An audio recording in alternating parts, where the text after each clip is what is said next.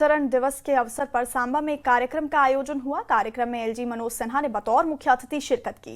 इस दौरान एलजी मनोज सिन्हा ने क्षेत्र के धार्मिक और आध्यात्मिक महत्व पर प्रकाश डाला। अपने संबोधन में एलजी मनोज सिन्हा ने बताया कि सरकार द्वारा उत्तरेड़ी सर्किट के विकास के लिए कई परियोजनाएं शुरू की गई हैं।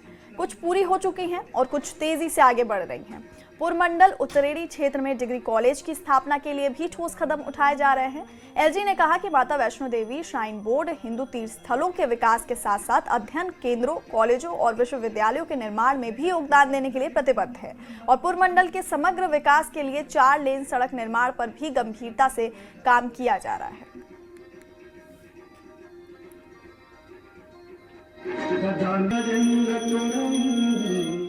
और भारत के आदरणीय प्रधानमंत्री श्रीमान नरेंद्र मोदी जी के मार्गदर्शन में पुरमंडल सर्किट का विकास शुरू हो, इसकी एक योजना जम्मू कश्मीर प्रशासन ने बनाई। 9 करोड़ 66 लाख रुपए की लागत से 14 प्रोजेक्ट आरंभ किए गए, जिसमें 6 पूरे हो गए हैं। अन्य प्रोजेक्ट अभी अनिल सिंह जी ने बताया कि काम चल रहा है, इसे भी जल्द पूरा कर दिया जाएगा।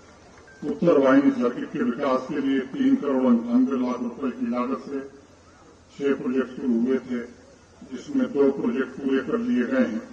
शेष 4 प्रोजेक्ट को भी जल्दी से पूरा किया जाए।